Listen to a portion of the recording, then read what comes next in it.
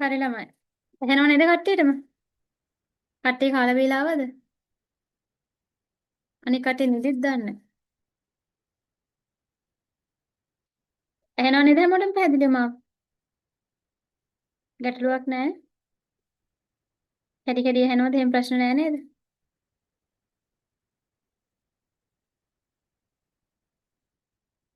හරි ළමයි. අ එතකොට අපිට කතා කරන්න තියෙනවා තව ඉතුරු වෙලා මේ මාව හදිස්සියේ හෙන්න නැතුව ගියොත් කැඩි කැඩි ඇහුනොත් ඒ වගේ ප්‍රශ්නයක් ආවොත් චුට්ටක් මට මෙසේජ් එකක් දාන්න. අපි නැවැත්තුවේ ළමයි කනිෂ්ක රජතුමාගෙන් නැවැත්තුවා. එතන ඉඳන් පටන් ගමු මේ විශ්වවිද්‍යාල කියන මාතෘකාවෙන් අපි පටන් ගමු. එතකොට හොඳට අහගන්න හැමෝම විශ්වවිද්‍යාල අපිට කතා කරන්න තියෙනවා විශ්වවිද්‍යාල තුනක්. ಭಾರತೀಯ විශ්වවිද්‍යාල තුනක් ගැන කතා කරන්න තියෙන අපි ඒ ටික කතා කරන්න ඕනේ.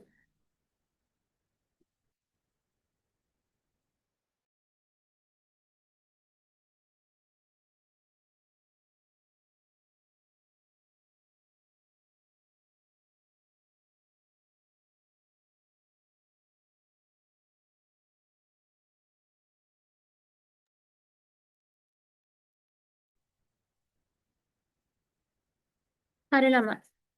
අ එතකොට විශ්වවිද්‍යාල තුනක් තියෙනවා කතා කරන්න. ඒ විශ්වවිද්‍යාල තුන ගැන අපි කතා කරන්න ඕනේ නාලන්දා වික්‍රමශිලා සහ වලඹි කියන විශ්වවිද්‍යාල තුන අපිට 13 ශ්‍රේණියේ සිලබස් එකට අදාළව එතනකට ඒ තුන අපි අනිවාර්යෙන් කතා කරන්න ඕනේ. එතකොට නාලන්දා විශ්වවිද්‍යාල නම් අපෙන් ගිය අවුරුද්දෙත් අහලා තිබුණා 2024ත් අහලා තිබුණා. ඒක නිසා මේ පාර නාලන්දාව ගැනම අහන එකක් නැහැ. හරිද? එතකොට අපි ගොඩාක් වලඹි විශ්වවිද්‍යාලය ගැන අහයි කියලා අයිඩියා එකක් තියෙනවා. එතකොට වලව්‍ය විශ්වවිද්‍යාලේ මේ පාර අහන්න පුළුවන්. ඒක නිසා අනිවාර්යෙන් වලවිත් බලා ගන්න. වික්‍රමශිලා විශ්වවිද්‍යාලයත් බලා ගන්න. එතකොට කොයිකටත් හොඳයිනේ. ඒක නිසා මේ වැඩි වශයෙන් වලව්‍ය බලා ගන්න, වික්‍රමශිලාවත් බලා ගන්න අහන්න පුළුවන්. ඒක නිසා ওই දෙකම බලා ගන්න. නාලන්දාවත් බලා ගන්න ඕනේ. රචනා ප්‍රශ්න වලට ආවේ නැතත් MCQ වලට අහන්න පුළුවන් නාලන්දා විශ්වවිද්‍යාලය ගැන. එතකොට ළමයි නාලන්දා විශ්වවිද්‍යාලය කියලා කියන්නේ ಭಾರತೀಯ විශ්වවිද්‍යාල ගත්තාම විශ්වවිද්‍යාල අතරේ තියෙන ඉතාම කීර්තිමත් විශ්වවිද්‍යාලයක් තමයි නාලන්දා විශ්වවිද්‍යාලය කියලා කියන්නේ. එතකොට නාලන්දා විශ්වවිද්‍යාලයේ තියෙන ළමයි රජගහ නුවර තමයි තියෙන MCQ වලටත් අහන්න පුළුවන් නාලන්දා විශ්වවිද්‍යාලයේ තියෙන රජගහ නුවර වර්තමානයේ රාජගිරි කියන ප්‍රදේශයේ තමයි මේ නාලන්දා විශ්වවිද්‍යාලය පිහිටලා තියෙන්නේ. එතකොට මේ ප්‍රදේශයේ රජගහ නුවරට සැතපුම් 8ක් විතර උතුරින් නාලන්දා කියන ග්‍රාමය. එතකොට මේ ප්‍රදේශය ඇතුලේ තියෙනවා නාලන්දා කියලා ගමක්. ඒ නාලන්දා කියන ග්‍රාමයේ තමයි නාලන්දා විශ්වවිද්‍යාලය පිහිටලා තියෙන එක මතක තියාගන්න. නාලන්දා කියන ග්‍රාමය ගොඩක් වැදගත් ළමයි. නාලන්දා කියන ග්‍රාමය අපි දන්නවා සරියුත් හිමියන්ගේ ජන්මභූමිය. ඒ වගේම බුදුරජාන් වහන්සේත් නාලන්දා ග්‍රාමයට වැඩම කරලා තියෙනවා කීප වතාවක්ම. ඒක නිසා නාලන්දා ග්‍රාමය කියලා කියන්නේ බුද්ධ ධර්මත් එක්ක ගද්දි ඇත්තටම ගොඩක් වැදගත් ග්‍රාමයක් තමයි නාලන්දා ග්‍රාමය කියලා කියන්නේ. එතකොට ඒකත් මතක තියාගන්න ගමන් නාලන්දා විශ්වවිද්‍යාලය ගත්තාම නාලන්දා විශ්වවිද්‍යාලය ගැන ළමයි තොරතුරු ගන්න පුළුවන් මූලාශ්‍ර ගණනාවක් තියෙනවා. අපිට ගන්න පුළුවන් හියුන්සියන්ගේ වාර්තා ගන්න පුළුවන්. හියුන්සියන් කියන්නේ චීන ජාතික භික්ෂුවක්. හියුන්සියන්ගේ වාර්තා ගන්න පුළුවන්. ඊට පස්සේ චීන ජාතික ඉට්සින් කියන හිමියන්ගේ වාර්තා ගන්න පුළුවන්. ඒ වගේම නාලන්දා විශ්වවිද්‍යාලයේ ඉගෙනගත්තු සුප්‍රකට පඬිවරුන්ගේ ටිබෙට් වාර්තා වලින් අපිට ගන්න පුළුවන් නාලන්දා විශ්වවිද්‍යාලය ගැන තොරතුරු අපිට ගන්න පුළුවන්. ඊට අමතරව ළමයි 15 වන සියවසේ තාරානාථ විසින් රචනා කරන ලද තාරානාථ විසින් ලියන ලද බෞද්ධ ඉතිහාසය කියන ග්‍රන්ථයනොත් අපිට ගන්න පුළුවන් නාලන්දා විශ්වවිද්‍යාලය පිළිබඳ තොරතුරු අපිට ගන්න පුළුවන්. ඒකත් මතක තියාගන්න. ඔය MCQ වලටත් අහන්න පුළුවන්. ඒක නිසා මතක තියාගන්න.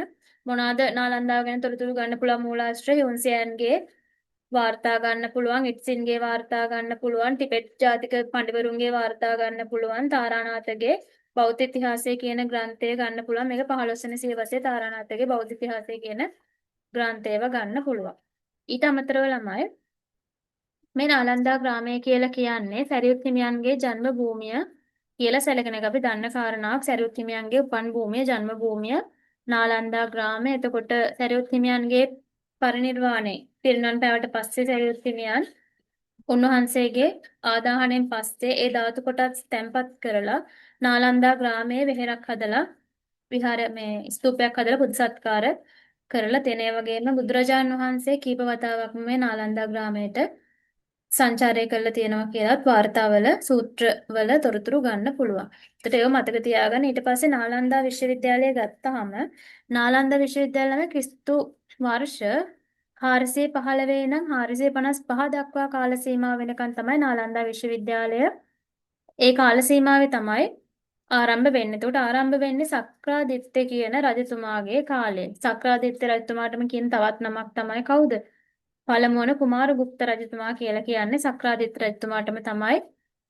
එතකොට සක්‍රාදිත්‍ය රජතුමාගේ කාලය තමයි නාලන්දාවට අවශ්‍ය කරන්නේ ගොඩනැගිලි ඉඳිවිලා නාලන්දාව ආරම්භ වෙන්නේ ක්‍රිස්තු වර්ෂ 415 ඉඳන් ක්‍රිස්තු වර්ෂ 455 දක්වා කාල සීමාවෙදි තමයි නාලන්දාව ආරම්භ වෙලා ඒ විදිහට පැවතගෙන එන්නේ. එතකොට මුල් කාලීනව නාලන්දාව මහා විහාරය කියන නමින් තමයි හැඳින්වුවේ.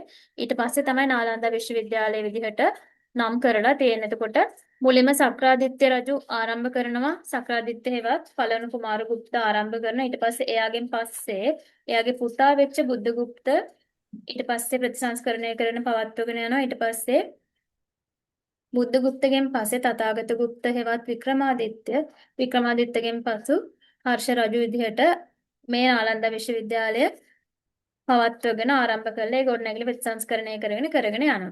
එතකොට නාලන්දා විශ්වවිද්‍යාලය ගැන කතා කරද්දී මේ නාලන්දා විශ්වවිද්‍යාලය අර තාරානාථ 15 වන සියවසේ තාරානාථගේ ඒ ග්‍රන්ථවලට අනුව නාලන්දා විශ්වවිද්‍යාලයම ක්‍රිස්තු වර්ෂ දෙවන සහ තුන්වන සියවස්වල හිටපු නාගාර්ජුන සහ අරියදේව කියන යුගයන් දක්වා විහිදෙනවා කියලා සඳහන් වෙනවා. එතකොට නාගාර්ජුන අරියදේව කියලා කියන්නේ මේ දාර්ශනිකයෝ දෙන්න නාලන්දාවේ වැඩ වාසය කරපු දාර්ශනිකයෝ දෙන්නෙක් තමයි නාගාර්ජුන සහ අරියදේව කියලා කියන්නේ.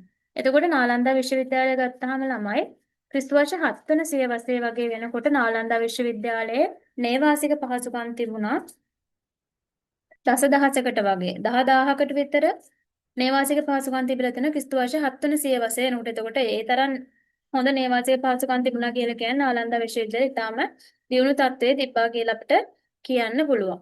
ඒ වගේම ළමයි මේ නාලන්දා විශ්වවිද්‍යාලයේ සංඝාරාම 6ක් තිබ්බා කියලා සඳහන් වෙනවා. හිවුන්සියන්ගේ වාර්තාවල තමයි සඳහන් වෙන්නේ. ඒ වගේම නාලන්දා විශ්වවිද්‍යාලය උස තාප්පකින් වට වෙලා ඊටාම ලස්සනට මල් පළතුරු පොකුණු ඒ වගේ දේවල් වලින් ලස්සන කරපු උද්‍යානයක් තමයි නාලන්දා විශ්වවිද්‍යාලයේ තිබිලා තියෙන්නේ. කොහොම වුණත් මේ නාලන්දා විශ්වවිද්‍යාලේ ළමයි අර සංඝාවාස මං කිව්වා 6ක් තිබ්බා කියලා. ඒ හැම සංඝාවාසයක්ම ළමයි මහල් 5කින්, තත්තු 5කින් යුක්ත වෙලා තියෙන. ඒ වගේම විවිධ කැටයම් වලින්, විවිධ කොත් කැරළි වලින්, තොරන් ආදියෙන් අලංකාර කරපු ගොඩනැගිලි තමයි මේ නාලන්දා විශ්වවිද්‍යාලයේ සංඝාරාමවල තිබිලා තියෙන්නේ. ඒකත් මතක තියාගන්න. ඊට පස්සේ මේ නාලන්දා විශ්වවිද්‍යාලයේ තිබිච්ච තව විශේෂම දෙයක් තමයි නාලන්දා විශ්වවිද්‍යාලයේ පුස්තකාලය ඊටාම මේ පුස්තකාල ගොඩනැගිල්ල ඊටාම මේ ලස්සනට හදලා තියෙන. ඒ වගේම වටපිටා පුස්තකාල ගොඩනැගිල්ල වටපිටාවේ මල් වවලා ඒ වගේම අලංකාර කරලා ලස්සනට හදලා තියෙන. ඒ වගේම මේ ගොඩනැගිල්ල තට්ටු 9කින් සමන්විත ගොඩනැගිල්ලක්. ඒ වගේම නාලන්දා විශ්වවිද්‍යාලයේ පුස්තකාලේ මන්දිර 3ක් තියෙනවා. ඒ මන්දිර 3 තමයි රත්නසාගර, රත්නෝදය සහ රත්නරංජන කියලා කියන්නේ. මේ කියන නම් වලින් නාලන්දා විශ්වවිද්‍යාලයේ පුස්තකාලයේ තිබිච්ච මන්දිර 3 හඳුන්වන්න පුළුවන් රත්නසාගර, රත්නෝදය සහ රත්නරංජන කියලා. කොහොම වුණත් නාලන්දා විශ්වවිද්‍යාලය ගැන කතා කරද්දී විශ්වවිද්‍යාලයේ අධ්‍යාපනය ගැන කතා කරනකොට උස් ගොඩනැගිල්ලක ආකාශ වස්තු පර්යේෂණාගාරයක් තිබුණා කියනවා. තවත් ගොඩනැගිල්ලක රසායනාගාරයක් තිබ්බලු. තවත් ගොඩනැගිල්ලක වෛද්‍ය විද්‍යාලයක් තිබ්බලු.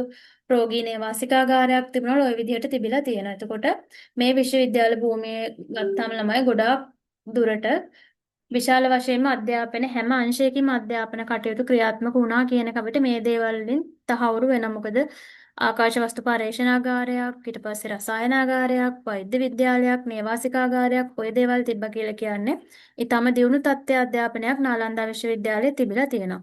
කොහොම වුණත් ළමයි මේ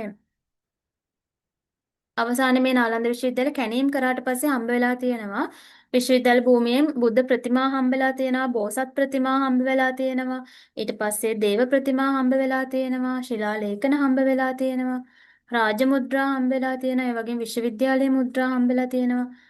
ඒ වගේ දේවල් හම්බෙලා තිනවා. කොහොම වුණත් නාලන්දා විශ්වවිද්‍යාලය ගත්තාම නාලන්දා විශ්වවිද්‍යාලයේ ශිෂ්‍යයින් සේවකයින් කියලා හිටපු හැමෝටම නේවාසික පහසුකම් දීලා තියෙනවා. ඒතකොට නේවාසික සංඛ්‍යාව 10000කට වඩා අධිකව තිබ්බා කියලා සඳහන්. ඒවයින් සේවක පිරිසින්දල් තියනවලු 1500ක් විතර. එතකොට නාලන්දා ඉතා දියුණු තත්ත්වයේ තිබ්බ විශ්වවිද්‍යාලයක් කියලා අපිට කියන්න පුළුවන්. කොහොම වුණත් නාලන්දා විශ්වවිද්‍යාලයේ ප්‍රධාන වශයෙන් ශිෂ්‍යයෝ ඉගෙනගත ශිෂ්‍යයෝ ප්‍රධාන වශයෙන් කොටස් දෙකක් හිටියා. පැවිදි ශිෂ්‍යයෝ සහ බ්‍රහ්මචාරී ශිෂ්‍යයෝ විදිහට. එතකොට පැවිදි ශිෂ්‍යයෝ හිටියා, බ්‍රහ්මචාරී ශිෂ්‍යයෝ හිටියා. ඔය විදිහට කොටස් දෙකක් ඉඳලා තියෙනවා. මේ කොහොම වුණත් නාලන්දා විශ්වවිද්‍යාලයේ අධ්‍යාපනය ගැන කතා කරද්දී ප්‍රධාන අංශ තුනක් යටතේ අධ්‍යාපනය කරලා තියෙනවා. උපාධි ලබා දීලා තියෙන. ඒ කියන්නේ ප්‍රථම උපාධිය ලබා දීලා තියෙනවා. ඒ වගේම පශ්චාත් උපාධිය ලබා දීලා තියෙනවා. ඒ වගේම ද්විතීක අධ්‍යාපනය ලබා දීලා තියෙනවා. ඔයගොල්ලෝ පිළිවෙලට මතක තියාගන්නවා නම් පශ්චාත් උපාධි ද්විතීයි අධ්‍යාපන අවසන් කළ අයට ප්‍රථම උපාධිය දීලා තියෙන. ඊට පස්සේ ද්විතීක අධ්‍යාපනය ලබා දීලා තියෙනවා. ද්විතීක අධ්‍යාපනය කියලා කියන්නේ අවුරුදු 15ක් සම්පූර්ණ වුණාට පස්සේ ඇවිල්ලා අවුරුදු 8ක් ඉගෙන ගන්න පුළුවන්. ඒක තමයි ද්විතීක අධ්‍යාපනය කියලා කියන්නේ. ඊට පස්සේ ද්විතීක අධ්‍යාපනය අවසන් කරාට පස්සේ අවුරුදු 20ක් වෙනකොට පළවෙනි උපාධිය ගන්න පුළුවන්. ඊට පස්සේ ඒකෙන් පස්සේ ළමයි පශ්චාත් උපාධිය ගන්න පුළුවන්. ඒ විදිහට තමයි නාලන්දා විශ්වවිද්‍යාලයේ අධ්‍යාපනයේ ප්‍රධාන වශයෙන් අංශ තුනක් යටතේ තිබිලා තියෙන්නේ. මේ විශ්වවිද්‍යාලයේත් ළමයි විශ්වවිද්‍යාලයට බඳවා ගන්නකොට ඒ බඳවා ගන්න ආකාරයේ ద్వාර පඬිතවරු ඉඳලා තියෙනවා. ඒ කියන්නේ විශ්වවිද්‍යාලයට සිසුන් බඳවා ගන්නකොට තියුණු පරීක්ෂණයක් තියලා තමයි සිසුන් බඳවාගෙන තියෙන්නේ. ద్వාර පඬිතවරු තමයි මේ බඳවා ගැනීම කටයුතු කරලා තියෙන්නේ. ඒකත් අනිවාර්යෙන් මතක තියාගන්න විශේෂම කාරණාවක්. කොහොම වුණත් මේ විශ්වවිද්‍යාලයට, ඒ කියන්නේ නාලන්දා විශ්වවිද්‍යාලයට ඇතුළත් වෙන්න අනිවාර්යයෙන්ම සංස්කෘත භාෂාව, සංස්කෘත ධර්ම ග්‍රන්ථ සහ බුද්ධ ධර්මයේ පිළිබඳ මනා අවබෝධයක් තියෙන්න ඕනේ. මොනවද තියෙන්න ඕනේ? සංස්කෘත භාෂාව, සංස්කෘත ධර්ම ග්‍රන්ථ සහ බුද්ධ ධර්මය කියන විෂයන් පිළිබඳ මනා අවබෝධයක් තියෙන්න ඕනේ නාලන්දා විශ්වවිද්‍යාලයට ඇතුළත් වෙන්න නම්. එතකොට ඒ විදිහට නාලන්දා විශ්වවිද්‍යාලයට ඇතුළත් වුණාට පස්සේ ළමයි විශ්වවිද්‍යාලය ඇතුළට ගිහිල්ලා ඉගෙන ගන්න අධ්‍යාපනය හදාරන විෂය ධාරා පහක් තියෙනවා. ඒ විෂය ධාරා පහ තමයි භාෂා විෂය ධාරාව, දර්ශන විෂය ධාරාව, බුද්ධ ධර්ම විෂය ධාරාව, ලෞකික විෂය ධාරාව සහ ලලිත කලා විෂය ධාරාව කියලා ප්‍රධාන වශයෙන් විෂය ධාරා පහක් තියෙනවා. MCQ වලට අහුවොත් එහෙම ওই විදිහට විෂය ධාරා පහක් තියෙන මොන විශ්වවිද්‍යාලයද කියලා නාලන්දා විශ්වවිද්‍යාලය කියලා මතක තියාගන්න. එතකොට ওই විෂය ධාරාවන් වලින් ඉගෙනීම කටයුතු කරා. එතකොට සංස්කෘත භාෂාව අනිවාර්ය වුණා. අනිවාර්යෙන් සංස්කෘත භාෂාව ඉගෙන ගන්නවා. සංස්කෘත භාෂාව අනිවාර්ය වුණා. ඒ වගේම ශික්ෂා, ඡන්දස්, ව්‍යාකරණ, නිරුක්ති වගේ දේවල් ඒ ඇතුලේ ඇතුළත් වුණා. ඒ වගේම බුද්ධ ධර්මය අනිවාර්ය වුණා. එතකොට බුදු ධර්මය අනිවාර්යයි කියලා කියන්නේ මහායාන ධර්ම ග්‍රන්ථ, සෙසු නිකායනුගත ඉගැන්වීම් මේ දේවල් පිළිබඳ මේ ඉගැන්වීම් කටයුතු කරා. එතකොට බුදු ධර්මය අනිවාර්යයි, සංස්කෘත භාෂාව අනිවාර්යයි. ඒවා අනිවාර්යෙන් මතක තියාගන්න.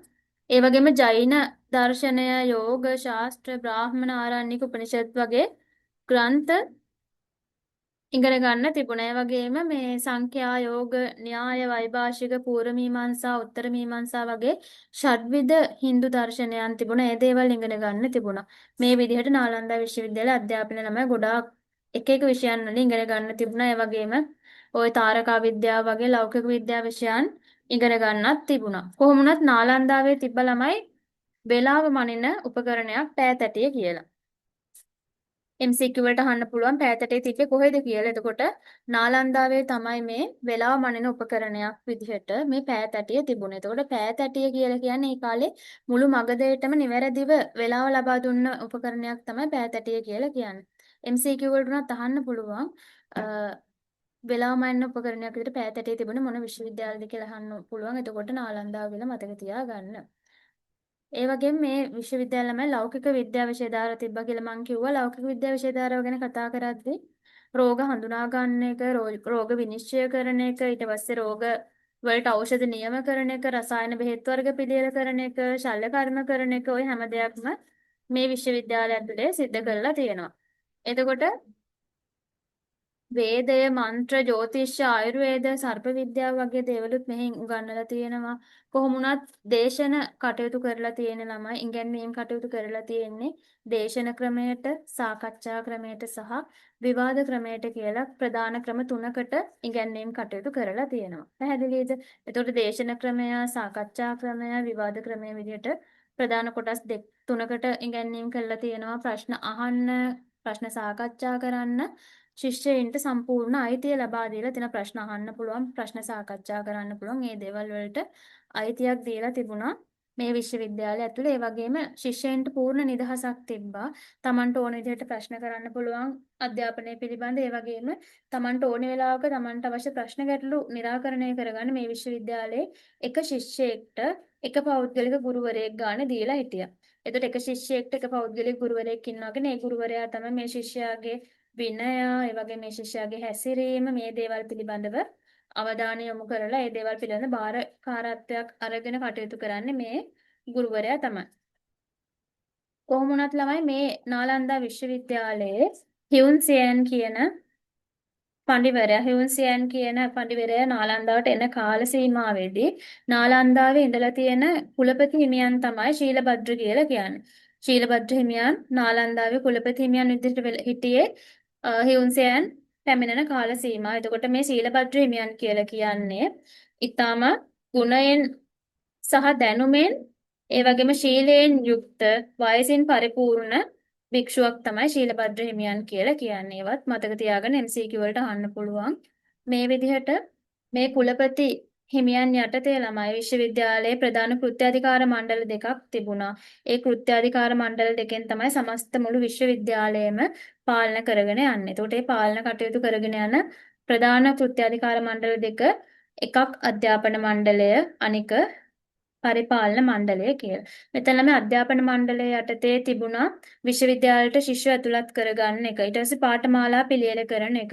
ආචාර්යවරුන්ට වැඩ බෙදලා දෙන එක. විභාග පවත්වන එක. පොත් පිටපත් කරන එක. පොත් සම්පාදනය කරන එක මේ අධ්‍යාපන මණ්ඩලය මගින් කරා. ඊට පස්සේ පරිපාලන මණ්ඩලය තිබුණා. එකෙන් ගොඩනැගිලි ඉදිකිරීම, ප්‍රතිසංස්කරණය කිරීම, නේවාසිකාගාර ප්‍රතිසංස්කරණය කිරීම, ඊට පස්සේ ආහාර ලබා දෙන එක, ගිලන්පස ලබා දෙන එක, වස්ත්‍ර සපයන එක ඔය දේවල් මේ පරිපාලන මණ්ඩලයෙන් තමයි සිද්ධ කරේ. වගේම නේවාසික පහසුකම් වෙන් කරනවා, සේවකීන් පාලනය කරනවා, ගම්වර පාලනය කරනවා, දාන රැස් කරගන්න ඔය හැම දෙයක්ම මේ කාලේ ඒ පරිපාලන මණ්ඩලය මගින් තමයි සිද්ධ කරලා තිබුණේ. කොහොම වුණත් ළමයි මේ විශ්වවිද්‍යාලය ගත්තාම නාලන්දා විශ්වවිද්‍යාලයේ අධ්‍යාපනය සම්පූර්ණයෙන්ම නිදහසේ කරගෙන යන්න පුළුවන්. ඒ වගේම විශ්වවිද්‍යාලයේ නේවාසික පහසුකම් නොමිලේ හම්බුණා. ඒ වගේම ආහාරත් නොමිලේ හම්බුණා මේ නාලන්දා විශ්වවිද්‍යාලය. ඒකත් අනිවාර්යෙන් මතක තියාගන්න MCQ වලට අහන්න පුළුවන්.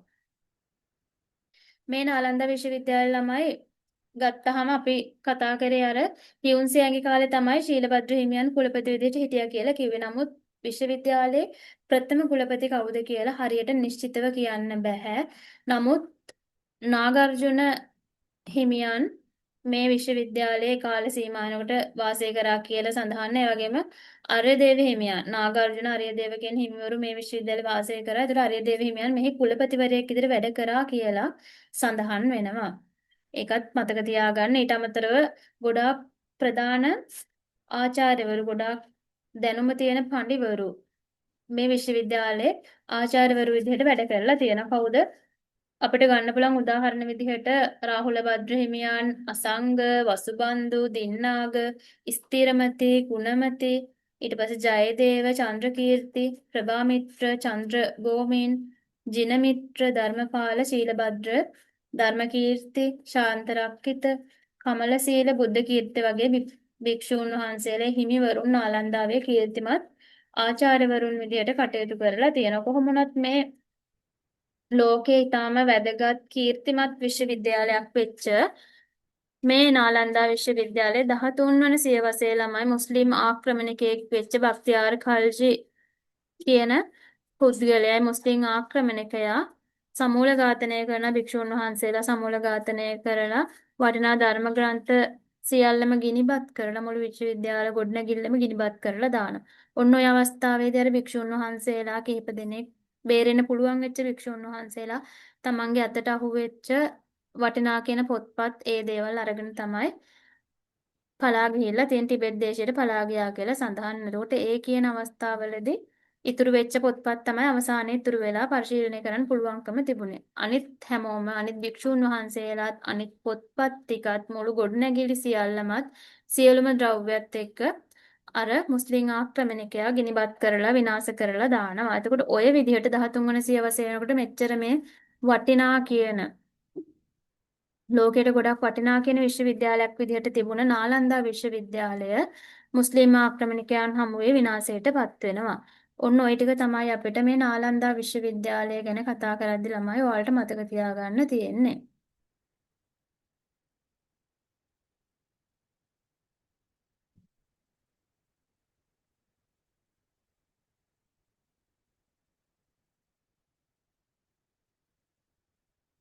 හරි මම මුලින් ඉඳන් ආයෙ පෙන්නන්නම් අවශ්‍යයි ස්ක්‍රීන්ෂොට් එක දාගන්න. එතකොට ওই විදිහට තමයි ළමයි නාලන්දා විශ්වවිද්‍යාලය ගැන අපිට කතා කරන්න තියෙන්නේ. ওই කියන කාරණා ටික බලා ගන්න. ගොඩක් දුරට විශ්වවිද්‍යාලය ගැන අහන එකක් නෑ රචනා ප්‍රශ්න. ඒ වුණාට ඔයාලා ඔගේ අධ්‍යාපන මේ ක්‍රමයම කොහොමද තියෙන්නේ කියලා චුට්ටක් බලා ගන්න. අවුරුදු දෙකක්ම එක පිට අහපු නිසා මේක අහන එකක් නැහැ.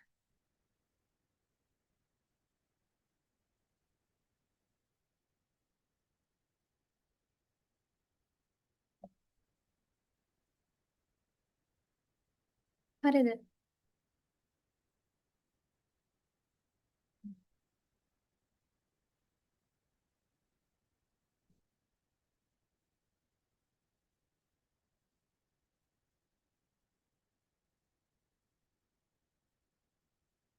ඊට පස්සේ ළමයි අපිට කතා කරන්න තියෙනවා වික්‍රමශිලා විශ්වවිද්‍යාලය ගැන. වික්‍රමශිලා විශ්වවිද්‍යාලය ගැන කතා කරනකොට මේක නාලන්දා විශ්වවිද්‍යාලයේ සහෝදර ආයතනයක් කියලා තමයි සඳහන් වෙන්නේ. නාලන්දා විශ්වවිද්‍යාලයේ සහෝදර ආයතනයක් කියලා වික්‍රමශිලාව හඳුන්වන්න පුළුවන්. වික්‍රමශිලා විශ්වවිද්‍යාලය ළමයි මගධ දේශයේ නාලන්දා ප්‍රදේශයට සමීපව තමයි වික්‍රමශිලා පිහිටලා තියෙන්නේ. එතකොට කොල්ගොන් නගරයෙන් සැතපුම් 6ක් විතර උතුරින් බාගල්පුරයෙන් සැතපුම් 24ක් විතර නැගෙනහිරට වෙන්න තමයි නාලන්දා විශ්වවිද්‍යාලය පිහිටලා තියෙන්නේ. එතකොට වික්‍රමශිලා විශ්වවිද්‍යාලය පිහිටලා තියෙන්නේ. මේ විශ්වවිද්‍යාලමයි නාලන්දා විශ්වවිද්‍යාලයේ සහෝදර ආයතනයක් කියලා අපිට කියන්න පුළුවන්. එතකොට මේ නාලන්දා විශ්වවිද්‍යාලයේ තිබිච්ච තන්ත්‍රාණ බුදු සමය පිළිබඳ මහාචාර්ය ධූරයක් හොබවපු හිමි නමක් ඉඳලා තියෙනවා කම්පාල තෙරණුවන් කියලා. මේ කම්පාල තෙරණුවන්ගේ අදහසට ගරු කරලා පාල රජපරපුරට අයත් ධර්මපාල රජතුමා විසින් තමයි ක්‍රිස්තු වර්ෂ 770 වික්‍රමශිලා විශ්වවිද්‍යාලයේ ප්‍රථම සංඝාරාමය ඉදි කරලා තියෙන්නේ. ඒක මතක තියාගන්න පාල රජ පරපුරට අයත් කට්ටිය තමයි මේ වික්‍රමශිලා විශ්වවිද්‍යාලය කරගෙන යන්නේ. කම්පාල තෙරණුවන් කියන්නේ පාල රජ පරපුරට අයත් කෙනෙක්. ඒකයි කම්පාල කියලා කියන්නේ. එතකොට කම්පාල තෙරුන්ගේ අදහසට ගරු කරලා ධර්මපාල රජතුමා තමයි ක්‍රිස්තු වර්ෂ 770 දී ප්‍රථම සංඝාරාමය ඉදි කළ මේ විශ්වවිද්‍යාලය ආරම්භ කරන මොන විශ්වවිද්‍යාලයද? වික්‍රමශිලා විශ්වවිද්‍යාලය. එතකොට මේ වික්‍රමශිලා විශ්වවිද්‍යාලය ගැන කතා කරද්දී මේ විශ්වවිද්‍යාලය නඩත්තුව සඳහා ළමයි ධර්මපාල රජතුමා ගම්වර පූජා කරලා තියෙනවා. කවුද? ධර්මපාල රජතුමා ගම්වර පූජා කරා කියන වික්‍රමශිලා විශ්වවිද්‍යාලයේ නඩත්තුව සඳහා.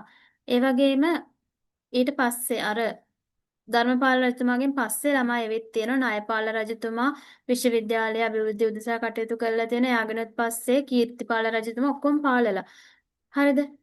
හොඳට මතක තියාගන්න කම්පාල තෙරුන්ගේ අදහසකට තමයි මේක මේ ආරම්භ කරේ. කවුද ආරම්භ කරන්නේ? ධර්මපාල, ඊට පස්සේ ණයපාල, ඊට පස්සේ කීර්තිපාල කියලා මේ පාල රජපරපුරට අයත් රජවරු තමයි මේ විශ්වවිද්‍යාලය අභිවෘද්ධිය උදෙසා කටයුතු කරන්නේ. එතකොට මේ විශ්වවිද්‍යාලය මොන විශ්වවිද්‍යාලයද? වික්‍රමශිලා විශ්වවිද්‍යාලය ගත්තාම විශ්වවිද්‍යාලයේ මැදෙහි ওই ගොඩනැගිලි සේරම ගත්තාම ඒ මැදෙහි ප්‍රධාන දේශන ශාලාවක් ඉදි කරලා තියෙනවා. ඒක ළමයි විද්‍යා ගෘහ කියලා හඳුන්වනවා. ඒ ප්‍රධාන දේශන ශාලාව විද්‍යා ගෘහ කියලා හඳුන්වනවා. මේ විද්‍යා ගෘහ කියන ප්‍රධාන දේශන ශාලාවට තියෙනවා ඇතුල් වෙන්න දොරටු 6ක්.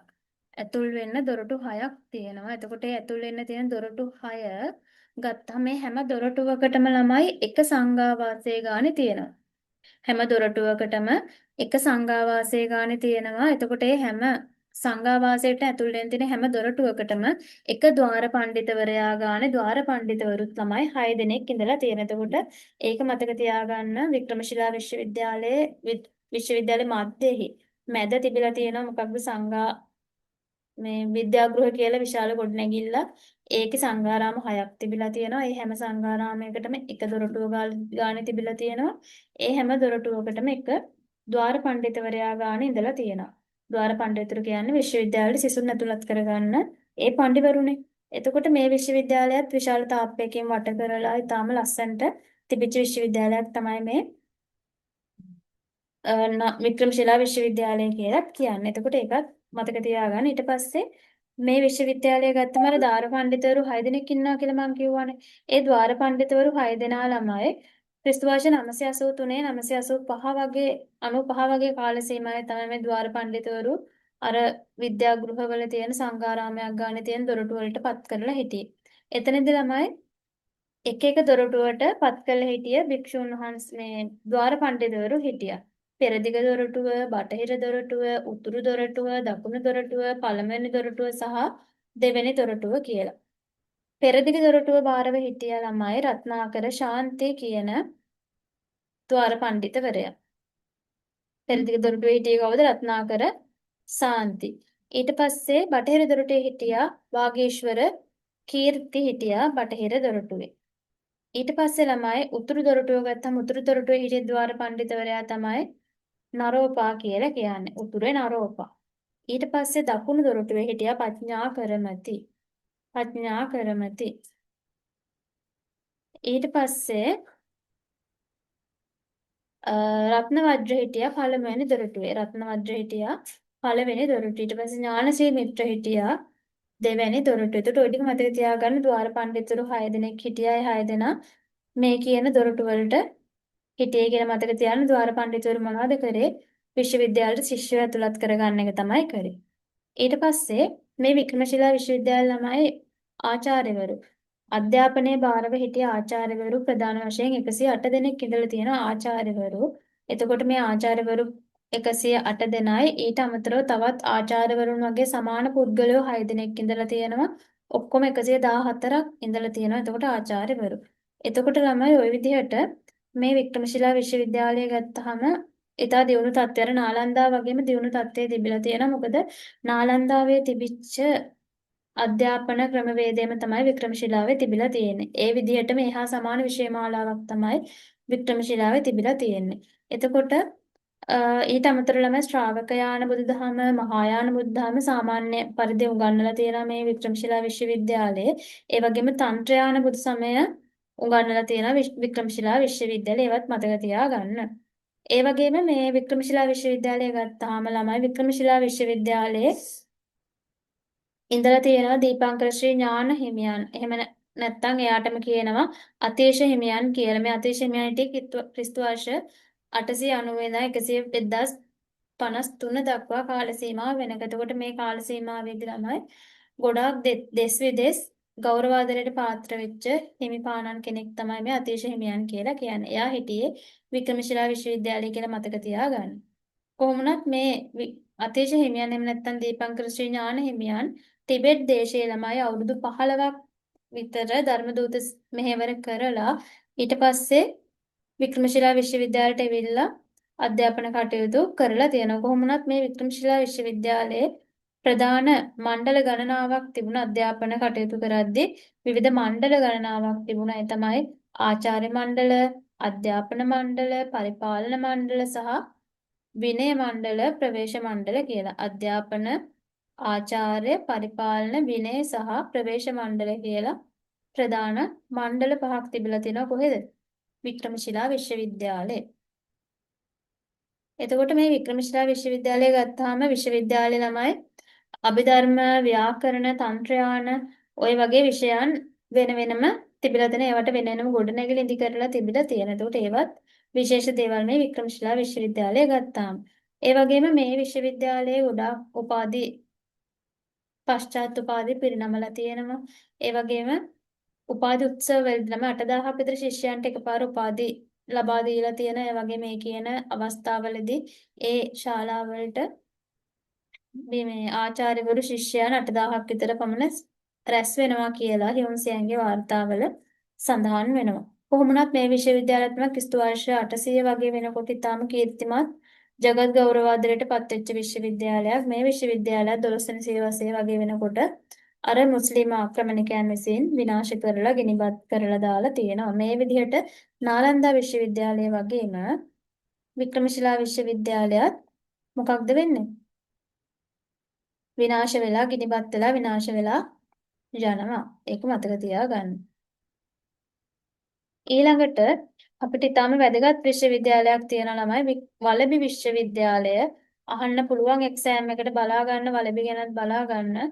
එතකොට වලබි විශ්වවිද්‍යාලය කියලා කියන්නේ ක්‍රිස්තු වර්ෂ 475 ඉඳන් 775 දක්වා කාල සීමාව වෙනකම් මෛත්‍රීක රජවරුන් තමයි මේ වලබි කියන ප්‍රදේශයේ ඉඳලා තියෙන. එතකොට වලබි කියන ප්‍රදේශයේ හිටිය කට්ටිය තමයි මෛත්‍රික රජවරු කියලා කියන්නේ. එතකොට මේ වලබි කියන විශ්වවිද්‍යාලයේ ළමයි මුල් කාලේ නම් මහා විහාරය කියලා තමයි තිබිලා තියෙන්නේ. පස්සේ තමයි අධ්‍යාපන මධ්‍යස්ථානයක් බවට පත් වෙලා තියෙන්නේ. කොහොම වුණත් වලබි විශ්වවිද්‍යාලයේ ළමයි ගැන කතා කරනකොට ගොඩාක් තොරතුරු අර හියුන්සියන්ගේ වාර්තාවල. හියුන්සියන්ගේ භ්‍රමණ වෘත්තාන්තය කියන වාර්තාවේ සඳහන් වෙලා තියෙනවා වලබිය කියලා කියන ඉතා වලබිය කියන ප්‍රදේශය ඉතා ජනගහනයෙන් අධික ප්‍රදේශයක්. ඒ වගේ මේ රට ධනවත් 100ක් ලක්ෂයකට වඩා ධනය තියෙන සිටු පවුල් 100 ගාණක් මේ වලබියේ ඉන්නවා. ඒ වගේම පිට රටවල් වලින් ගෙන දුර්ලභ අගනා ද්‍රව්‍යයන් මේ වලබියේ තියෙනවා. නානාවිධ දේව භක්තිකයන් මේ වලබියේ ඉන්න. ඒ වගේ භික්ෂුන් වහන්සේලා 6000ක් විතර වාසය කරන සංඝාරාම 100ක් විතර තියෙනවා මේ වලබියේ. ওই විදිහට යොන්සියන්ගේ භ්‍රමණ වෘත්තාන්තයේ තියෙනවා. කොහොම වුණත් මේ වලබි විශ්වවිද්‍යාලයේ ළමයි හියුන්සියන්ගේ වාර්තාවලට අනුව හියුන්සියන්ගේ භ්‍රමණ වෘත්තාන්තයේ තියෙන තොරතුරු වලට අනුව වලබි විශ්වවිද්‍යාලයේ සංඝාරාම කීයක් තිබිලා තියෙනවද? 100ක් තිබිලා තියෙනවා. භික්ෂුන් වහන්සේලා ළමයි 6000ක් විතර වැඩ වාසය කරලා තියෙනවා. භික්ෂුන් වහන්සේලා 6000ක් විතර වැඩ වාසය කරලා තියෙනවා වලබි විශ්වවිද්‍යාලයේ. එතකොට වලබි විශ්වවිද්‍යාල ළමයි ඉගැන්වීම් කටයුතු ගැන කතා කරද්දී සමමිතිය බෞද්ධ නිකාය ඉගැන්වීම් තමයි සිද්ධ කරලා තියෙන්නේ. ඒ වගේම දෙස් විදෙස් ශිෂ්‍යයෝ ඇවිල්ලා මේ වලබි විශ්වවිද්‍යාලේ ඉගෙනගෙන තියෙන එක විශේෂ කාරණාවක්. ඒ ගැන තොරතුරු ඉට්සින්ගේ වාර්තාවලත් සඳහන් වෙනවා. ඊට පස්සේ අර නාලන්දාය වගේම තමයි මේ වලබි විශ්වවිද්‍යාලෙම අති විශාල පුස්තකාල ගොඩනැගිල්ලක් තිබිලා තියෙනවා. එතකොට මේ පුස්තකාල ගොඩනැගිල්ලට පුස්තකාලය අරමුදලක් පිහිටවලා තිබ්බා කියලා සඳහන් වෙන එක සඳහන් වෙන්නේ ගුහසේන රජතුමා විසින් පිහිටුවන ලද සෙල්ලිපියක තමයි සඳහන් වෙන්නේ මේ විශ්වවිද්‍යාලයට පුස්තකාලයේ අරමුදලක් පිහිටවලා තිබ්බා කියන කතන්දරේ. එතකොට ළමයි මේ වලබි විශ්වවිද්‍යාලය ගත්තාම මේකේ පුළුල් විෂය මාලාවක් ක්‍රියාත්මක වෙලා තියෙනවා. සම්මිතික න්‍යායික ඉගැන්වීම් වලට ප්‍රධාන තැනක් දීලා තියෙනවා. ඒ වගේම බුද්ධ ධර්මයේ පොදු විෂය ධාරාවක් විදිහට ක්‍රියාත්මක වෙලා තියෙනවා. ඊට අමතරවම චතුර්වේදය, බ්‍රාහ්මණ, ආරණ්‍යක, උපනිෂද් වගේ Hindu දර්ශන ඉගැන්වීම්, ඒ වගේම ධර්ම ශාස්ත්‍ර, දේශපාලන විද්‍යාව, වාණිජ විද්‍යාව, කෘෂි කෘෂි විද්‍යාව, ආර්ථික විද්‍යාව, ඊට පස්සේ චිකිත්සා විද්‍යාව වගේ ලෞකික විෂයනුත් මේ වලබි විශ්වවිද්‍යාලයේ තිබිලා තියෙනවා. ඒ වගේම වලබි විශ්වවිද්‍යාලයේ ළමයි තවත් විශේෂම දෙයක් තමයි වලබි විශ්වවිද්‍යාලයේ උපාධාරයෙන් ඉගෙනුම් කටයුතු වල නිරත වෙලා අවසන් කරාට පස්සේ රාජ සභාවක් ඉදිරියේ ස්වකීය දක්ෂතාවයන් ඉදිරිපත් කරන්න ඕන. ඒක විශේෂ කාරණාවක්. ඒ ගැන තොරතුරු ළමයිට සිංගේ වාර්තාවල සඳහන් වෙලා තියෙනවා. කොහොම වුණත් මේ වලබි විශ්වවිද්‍යාලයේ වාද විවාද උත්සව වගේ දේවල් තිබිලා තියෙන ඒවට මේ ශිෂ්‍යයෝ ගොඩක් දක්ෂ වෙලා තියෙනවා. මේ විශ්වවිද්‍යාලයේත් අර නාලන්දා විශ්වවිද්‍යාලයෙන් පෝෂණය වෙච්ච විශ්වවිද්‍යාලයක්.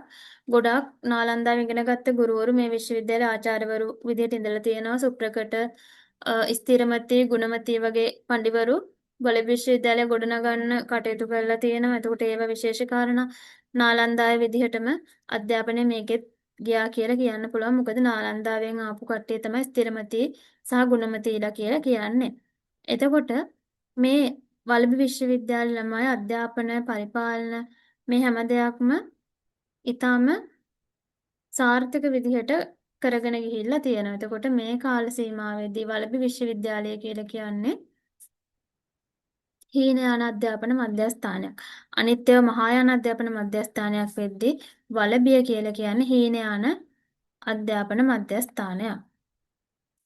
එතකොට මේ විශ්වවිද්‍යාලය තමයි ක්‍රිස්තු වර්ෂ 475 ඉඳන් 1200 දක්වා කාල සීමාව තුළ හීනයාන විද්‍යාස්ථානයක් විදිහට ප්‍රසිද්ධියට පත් වෙලා තිබුණා. අවසානයේ අර මුස්ලිම් ආක්‍රමණිකයන් විසින් 13 වන සියවසේදී මේ වලබි විශ්වවිද්‍යාලයටත් අර නාලන්දා වික්‍රමශිලා කියන විශ්වවිද්‍යාල වලට කරා වගේම ගිනිබත් කිරීමක් සිද්ධ කරලා විනාශ කරලා දාලා තියෙනවා. ඔය විදිහට විශ්වවිද්‍යාල තුන ගැන ළමයි ඕගොල්ලෝ බලා ගන්න. හරිද? විශ්වවිද්‍යාල තුන ගැන අනිවාර්යෙන් හැමෝම බලා ගන්න. MCQ ප්‍රශ්න අහන්නත් පුළුවන්.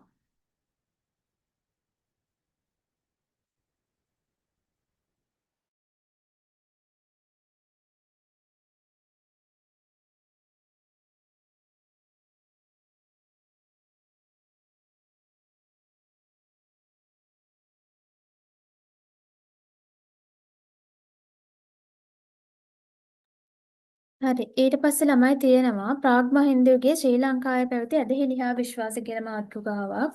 ඕකෙනුත් අපෙන් MCQ ප්‍රශ්න වලට ගොඩාක් වැදගත් වෙන තැන් ටිකක් තියෙනවා. ඒක නිසා අනිවාර්යෙන් ඒකත් බලා ගන්න. බුදුදහම ලංකාවට එන්න කලින් ඒ කියන්නේ ප්‍රාග්මහින්දුගේ කියලා කියන්නේ බුදුදහම ලංකාවට එන්න කලින් කාල සීමාව. එතකොට ඒ කාල සීමාව වෙනකොට ලංකාවේ ගොඩාක් ඇදහිලි සහ විශ්වාස තිබ්බා කියන කතන්දරය තොරතුරු තියෙනවා මහා වංශයේ සඳහන් වෙලා තියෙනවා.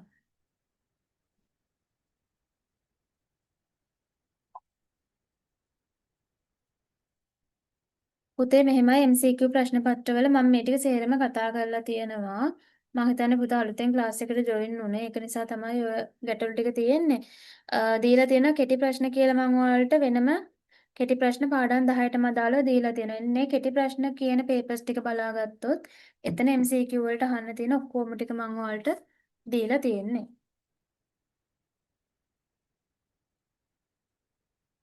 ඒක නිසා ඒ ටික චුට්ටක් හෙට දවසේවත් අධ්‍යයනය කරන්න. එතකොට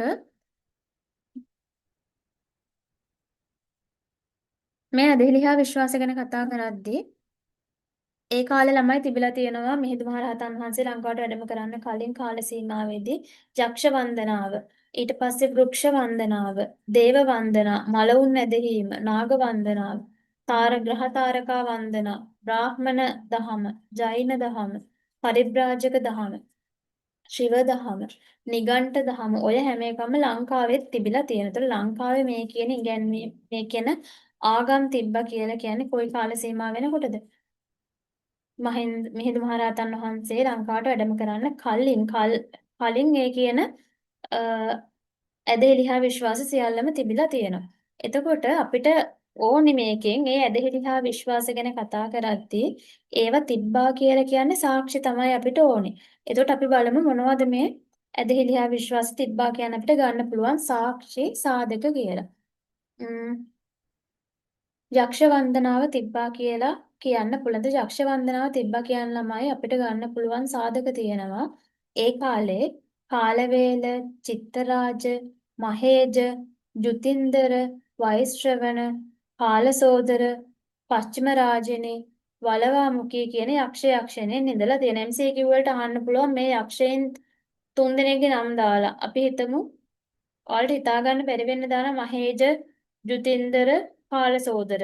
ඔන්න ඔය කියන කට්ටිය මහින්දාගමනයට පෙර ලංකාවේ හිටියා කියන එකෙන් මොකක්ද ඔප්පු වෙන්නේ කියලා අහන්න පුළුවන්. එතකොට ඔයාලා එකපාරට හිතා ගන්න බැරල වෙන වෙන ඒවා ගහන්න එපා. මහේජ, ජුතින්දර, වෛශ්‍රමණ, කාලසෝදර, පශ්චිම රාජිනී, වලවාමුඛී, කාලවේල, චිත්තරාජ කියලා කියන්නේ යක්ෂයෝ. එතකොට යක්ෂයෝ සහ යක්ෂණියෝ ලංකාවේ ඇදහිීමට ලක් කරා කියන්න තමයි මේකෙන් අපිට ගන්න පුළුවන් සාක්ෂිය. ඒ වගේම යක්ෂ වන්දනාව තිබ්බ කියන තවත් සාධකයක් තියෙනවා. පණ්ඩුකාභය රජතුමා කාලවේල කියන යක්ෂයාට නුවරින් නැගෙනහිරට වගේ වෙන්න දේවාලයක් හදලා පූජා කරලා තියෙනවා. අහන්න පුළුවන්. ඒ වගේම චිත්තරාජ යක්ෂයාට අබේවැවේ යටිකොනේ දේවාලයක් හදලා දීලා තියෙනවා. වලවාමුඛී කියන යක්ෂණියට ළමයි රජතුමාගේ ගේ උයනේ ගෙදර වත්තේ දේවාලයක් හදලා පූජා කරලා දෙනතට ඒවා වලින් අපිට ඔප්පු වෙනවා ඒ කාලේ යක්ෂ වන්දනාව තිබ්බා කියන එක. ඒ වගේම ළමයි යක්ෂ යක්ෂණියන් උදෙසා අවුරුද්දක් පාසා පණ්ඩුකාභය රජතුමා බලි බිලි පූජාවන් දීලා තියෙනවා. අවුරුද්දක් පාසා බලි බිලි පූජා දීලා තියෙනවා කවුරු වෙනුවෙන්ද? යක්ෂ යක්ෂණියන් වෙනුවෙන්. එතකොට මේ කාල සීමාව වෙනකොට පණ්ඩුකාභය රජතුමා මේ යක්ෂ යක්ෂණීන්ට ගොඩාක් උපකාර කරලා තියෙනවා දේවල් එයාලට ඉන්න වාසස්ථාන හදලා පූජා කරලා තියෙන ඒක විශේෂ කාරණාවක්. ඒ වගේම ළමයි වෛශ්‍රවණ කියලා දෙවි කෙනෙක් ඉඳලා තියෙනවා. වෛශ්‍රවණ කියන දෙවියා නුග ගහකට තමයි අධිපති වෙලා ඉඳලා තියෙන MCQ වලට අහන්න පුළුවන් වෛශ්‍රවණ නුග ගහකට අධිපති වෙලා හිටියා. ව්‍යාධ කියලා දෙවියෙක් හිටියා. ව්‍යාධ දෙවියන් තල් ගහට අධිපති වෙලා හිටියා. එතකොට මේව දේව වන්දනය ගැන කතා කරාදී. ව්‍යාධ දෙවියා තල් ගහට අරගෙන හිටියා. එතකොට ඒකෙන් ඔප්පු වෙන ඒ වගේම බුදුරජාන් වහන්සේ පළමු ලංකා ගමනේදී බුදුරජාන් වහන්සේගෙන් කේශ ධාතු ලබා ගත්තා කියලා සැලකෙනවා දෙවි කෙනෙක්. ඒ කවුද? සුමන සමන් දෙවියන්. එතකොට ඒකත් MCQ වලට අහන්න පුළුවන්. ඒ වගේම ලෝකුරුවන්ට අධිපති දෙවියා කවුද කියලා අහන්න පුළුවන්. ලෝකුරුවන්ට අධිපති දෙවියා තමයි කම්මාර දෙවියන්. ඒ වගේම දඩයම් කරුවන්ගේ ඉටු දෙවියා කවුද කියලා අහන්න පුළුවන්. කවුද? ව්‍යාධ දෙවියා තමයි දඩයම් කරුවන්ගේ ඉටු දෙවියා. අනුරාධපුරයට විතරක් අධිපති දෙවියෙක් හිටියා. එයා තමයි පුර දෙවියා කියලා කියන්නේ. ලංකාවටම සිරි ලක්දිවෙන්ටම අධිපති දෙවියෙක් හිටියා. එයා තමයි උපුල්වන් දෙවියන් කියලා කෙනෙකුට ඔය කියන කාරණා ටික අනිවාර්යෙන් මතක තියාගත්තොත් දේව වන්දනාව ලංකාවේ තිබ්බා කියලා කියන්නත් පුළුවන්. MCQ ප්‍රශ්නයක් ඇහුවොත් එහෙම උපුල්වන් දෙවියන් කියන්නේ කොහෙට අධිපතිද කියලා ඇහුවොත් සිරි ලක්දිවෙන්ටම අධිපති කියලා මතක තියාගන්න. පුර දෙවියන් කොහෙටද අධිපති කියලා ඇහුවොත් ඒ අනුරාධපුරයට අධිපති. ඊට පස්සේ දඩයම් කරුවන්ගේ ඉටු දෙවියා කවුද ඇහුවොත් ඒ ව්‍යාධ කියලා මතක තියාගන්න ඕනේ. කම්මාර දෙවියන්ගේ ඉටු දෙවියා කවුද කියලා ඇහුවොත් එහෙම මේ ලෝකුරුවන්ගේ අධිපති දෙවියා කවුද කියලා ඇහුවොත් එහෙම කම්මාර දෙවියන් කියලා මතක තියාගන්න ඕන. ওই විදිහට දේව වන්දනාව තිබ්බා කියලා මතක තියාගන්න. ඒ වගේම ඒ කාලේ ළමයි ගොඩක්ම මලවුන් වන්දනාව තිබිලා තියෙනවා. මලවුන් වන්දනාව කියලා කියන්නේ යම් පවුලක කෙනෙක් මැරුණොත් එහෙම ඒ මැරිච්ච පුද්ගලයා පස්සේ භූතාත්මයක් වෙලා ඇවිල්ලා තමන්ගේ නෑදෑයෝ හිත මිතුරාදීන් රැක බලා ගන්නවා කියලා විශ්වාසයක් තිබුණා. ඒක නිසා තමයි මේගොල්ලෝ මලවුන් වන්දනාව කරේ. එතකොට ඒ කාලේ මලවුන් වන්දනාව තිබ්බා කියන්නේ අපිට ගන්න පුළුවන් තවත් සාධකයක් තමයි ජීවත් වෙලා ඉන්න කාලෙදී පණ්ඩුකාභය රජතුමාට ලොකු සේවාවක් කරපු දෙන්නෙක් තමයි චිත්තරාජ සහ කාලවේල කියලා කියන්නේ. යාළ හිතයිෂී සේවකයෝ දෙන්නේ. ඒ දෙන්න මරුණට පස්සේ ඒ දෙන්න භූතාත්ම වේදියට අරගෙන සලකලා යාළට දේවාත්මයෙන් පුදලා තියෙන. එතකොට ඒකත් විශේෂ කාරණාවක්. ඒ වගේම ළමයි මේ කාලේ තිබිච්ච තවත් විශේෂ දෙයක් තමයි මේ ওই මලවුන් ඇදහිම තිබුණා. එතකොට මලවුන් ඇදහිම ජනප්‍රිය වෙලා තිබ්බ නිසා තමයි මේ මහරහතන් වහන්සේ ලංකාවට වැඩම කරලා දෙවන දවසේදී പ്രേතවත්තු සහ විමානවත්තු තේමා කරගනිමින් රජගෙදර කාන්තාවන්ට ධර්මයේ දේශනා කළා. එතනදී ඒකත් විශේෂයෙන් වැදගත් කාරණාවක්. ඊළඟට නාග වන්දනාව තිබුණා. නාග වන්දනාව තිබ්බා කියන්න විශේෂ කාරණාවක් තමයි චූලෝදර මහෝදර කියන නාගයින් ඒ වගේ මණියක්කිත කියන නාගයින් ලංකාවේ හිටියා කියලා සඳහන් එකෙන් නාග වන්දනාව තිබ්බා කියනවා. එතකොට ඒක මතක තියාගන්න. ඊට පස්සේ ලංකාවේ ළමයි තව තිබිලා තියෙනවා බ්‍රාහ්මණ ආගම. බ්‍රාහ්මණ ආගම තිබ්බා කියන උදාහරණ තමයි උපතිස්ස පණ්ඩුල චන්ද්‍ර කියලා කියන්නේ බ්‍රාහ්මණ. ඒතකොට එයා ලංකාවේ හිටියා කියන්නේ ලංකාවේ බ්‍රාහ්මණ ධර්ම තිබිලා තියෙනවා. ඊට පස්සේ පණ්ඩුකාභය රජතුමා විසින් මේ බ්‍රාහ්මණයින්ට සොත්තිශාලා ගෘහ හදලා දීලා තියෙන සොත්තිශාලා කියලා ගෘහ විශේෂයක් හදලා දීලා තියෙන එකත් මතක තියාගන්න. ඒ වගේම නිගණ්ඨ ධාම තිබිලා තියෙනවා. නිගණ්ඨ ධාම තිබ්බා කියන උදාහරණ තමයි ජෝතිය ගිරි කුම්බණ්ඩ කියන නිගණ්ඨයින් ලංකාවේ වාසය කරලා තියෙන. ඒගොල්ලන්ට මේ පණ්ඩුකාභය රජතුමා ආරාම හදලා වාසස්ථාන හදලා පූජා කරලා දීලා තියෙනවා. ඒ වගේම ශිව දහම තිබිලා තියෙනවා. ශිව දහම තිබ්බා කියන උදාහරණ තමයි ශිවිකාක් ශාලා කියලා ශිව ආගමට වෙනම ශාලාවන් ටිකක් හදලා තිබුණා. ඒ වගේම මුට සිව කියලා පෙළපත්වල නම් භාවිතා කරලා තිබුණා. මුට සිව කියද්දි එයාලා ශිව දහමේ කට්ටිය. ඒකට ඒක තවත් විශේෂ කාරණාවක්. ඊට අමතරව ළමයි මක්කලි ගෝසාලගේ අනුගාමිකයන් විදිහට සැලකෙන ආජීවකයෝ ලංකාවේ ඉඳලා තියෙනවා. පරිබ්‍රාජකයෝ ඉඳලා තියෙනවා. ඒ වගේම මේ කාල සීමාවනට ළමයි ඔය කිසියලුම ආගම් සහ ඇදහිලි විශ්වාස එකිනෙකට අදහන පිරිස් වෙන වෙනම ඉඳලා තියෙන. ඒකත් විශේෂ කාරණාවක්. ඊට පස්සේ මේ ආගම් ඇදහිලි විශ්වාස මිහිඳු මහරහතන් වහන්සේගේ වැඩම කිරීමත් එක්ක ළමයි එකපාරට එයාලගේ අර තිබිච්ච ඇදහිලි විශ්වාස අයින් කළා දැම්මේ නෑ. ඒවට නව අර්ථකථන ගෙනත් දුන්නා. මොනවද නව අර්ථකථන කියන්නේ? වෘක්ෂ වන්දනාව වෙනුවට බෝධි වන්දනාව පරිවර්තනය කරා.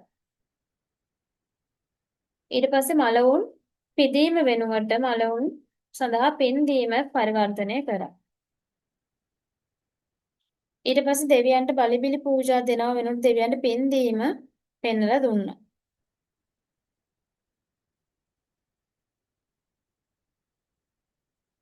ඒ වගේම ළමයි ස්තූප ප්‍රතිමා ආදී ස්මාරක වෙනුවට මොනවාද? ස්තූප ප්‍රතිමා ආදී බෞද්ධ ස්මාරක ආරම්භ වේ සඳහා වන්දනට යමුණා. කියන්නේ අර පර්වත වෙනුවට ස්තූප ප්‍රතිමා ආරම්භ වුණා. ඒකත් මතක තියාගන්න. ওই විදිහට ළමයි ඔය අපි යන්නේ දැන් මේ 8 වෙනි පාඩම යන. ඒතර තව පාඩම් අපිට දෙකයි තියෙන්නේ. 8 වෙනි පාඩමේ තව තියෙනවා මේ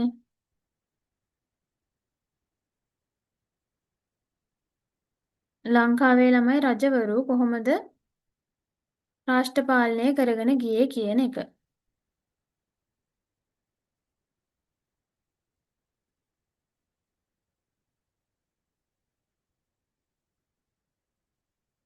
ලක්දිව රජවරු කොහොමද රට පාලනය කරගෙන ගියේ මොන වගේ විදිහටද රාජ්‍ය පාලනය කරගෙන ගියේ කියලා තියෙනවා. කොහෙද?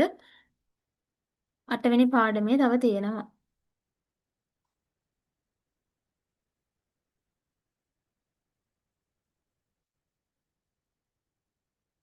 එතකොට ළමයි 8 වෙනි පාඩමේ අපි බලමු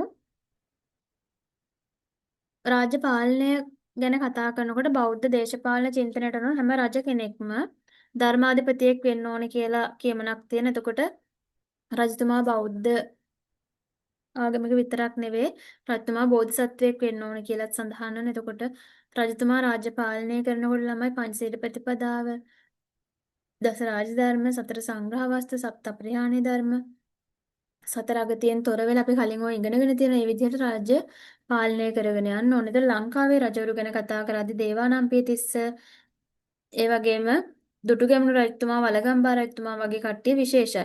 කොහොම වුණත් දේවානම්පියතිස්ස රජතුමා ළමයි අනුශාසනා ගත්ත මිහිඳු මහරහතන් වහන්සේගෙන් MCQ වලට අහන්න පුළුවන්. දුටුගැමුණු රජතුමා අනුශාසනා ගත්තා ගෝධගත තිස්ස තෙරුන්ගෙන්. MCQ වලට අහන්න පුළුවන් වළගම්බා රජතුමා කුපිකල තිස්ස තෙරුන්ගෙන් අනුශාසනා ගත්තා කියලා මතක තියාගන්න. එතකොට මේ දේවානම්පියතිස්ස දුටුගැමුණු වළගම්බා මහසෙන් කියන රජවරුන්ගෙන් ශාසනික වශයෙන් විශාල සේවාවක් වෙලා තියෙන කීපයක් අපි බලමු. දේවානම්පියතිස්ස රජතුමා මිහිඳු මහරහතන් වහන්සේගෙන් මුලින්ම බුද්ධධර්ම වැළඳගෙන ඊට පස්සේ ලංකාවේ බුද්ධධර්ම වැළඳගත් පළවෙනි රජතුමා බවට පත් වුණා. එතකොට මිහිඳු මහරහතන් වහන්සේ දැක වැඳ පුදා ගන්න රාජාංගණයට පැමිණි ඒ විශාල පිරිසක් වෙච්ච ජනතාවට මොකක්ද කරන්නේ? ධර්ම ශ්‍රවණයට ඒ ඉඩ පහසුකම් සැලසෙලා දුන්නා. ඒ වගේම මහා විහාර සීමා ලකුණු කරලා මහා විහාරය ඉදි කළ බුදුසසුනට පූජා කරා දේවානම්පියතිස්ස රජතුමා. ඒවා වැදගත් දේවල්. ඒ වගේම ලංකාවේ භික්ෂුණී ශාසනය ආරම්භ වෙන්න කටයුතු කරා. අනුලා දේවිය පැවිදි වීමට කැමැති වුණ නිසා මිහිඳු මහරහතන් වහන්සේගේ අනුශාසකත්වයෙන් සංඝමිත්ත රහත් තෙරණින් වහන්සේ ලංකාවට වැඩම කරගෙන ආවා. ජයශ්‍රී මහ බෝධි ශාඛාවකුත් එක්ක. ඒ සඳහා ගියේ කවුද? අරිට්ඨ කුමාරයා ගිහින් තියනවා වැඩම කරවාගෙන එන්න. ඒවත් MCQ වලට අහන්න පුළුවන්. ඒ වගේම ලංකාවේ විනය සංගායනාවක් පවත්වලා ශාසන චිරස්ථිතියට දායක වුණා. කවුද? දේවානම්පියතිස්ස රජතුමා. ඒ වගේම චේතියගිරිය අටසැටලෙන් ඉදිකරේ කවුද කියලා ඇහුවොත් දේවානම්පියතිස්ස රජතුමා. ඒ වගේම බුදුරජාණන් වහන්සේගේ දකුණු අකුධාතුන් වහන්සේ තැන්පත් කර තෝපාරාමයේ ඉදිකර පූජා කරේ කවුද කියලා ඇහුවොත් ඒත් දේවානම්පියතිස්ස රජතුමා. ඒ වගේම ළමයි ඉසුරුමුණි විහාරය, නාගදීපේ ජම්බුකෝල විහාරය, තිස්ස මහාරාම විහාරය, ප්‍රාචීන රාම විහාරය, භික්ෂුණී සඳහා අත්තාල්ක මෙහෙණවර ඒ වගේ දේවල් ඉදි කළා බුදුසසුනට පූජා කරේ කවුද? ධර්මයේ දේවානම්පියතිස්ස රජතුමා කියලා මතක තියාගන්න. ඒ වගේම දුටුගැමුණු රජතුමා ගැන කතා කරද්දී ළම දැන් දේවානම්පියතිස්ස රජතුමා ගැන කතා කරලා ඉවරයි. දුටුගැමුණු රජතුමා ගැන කතා කරද්දී රජතුමා තමන්ගේ පිය රජතුමා ඉදිරියේ ප්‍රතිඥා දීලා තියෙනවා කිසිම දවසක භික්ෂුන් වහන්සේලා පිටු පාන්නේ නැහැ කියලා. එතකොට දුටුගැමුණු රජතුමාගේ කියමනක් තියෙනවා මාගේ මේ ව්‍යායාමය රජ සැප පිණිස නොව සම්බුද්ධ ශාසනයේ චිරස්ථිතිය උදෙසා කියලා ප්‍රකාශයක් තියෙනවා. ඒකත් මතක තියාගන්න. කොහොම වුණත් දුටුගැමුණු රජතුමා මහා තූපය ඇතුළු වෙනත් ස්තූප සංඝාරාම ලෝහපාසාද උපෝසථාගාරය වගේ තැන් ඉදි කරලා සසුන්ට පූජා කරලා තියෙනවා. ඒ වගේම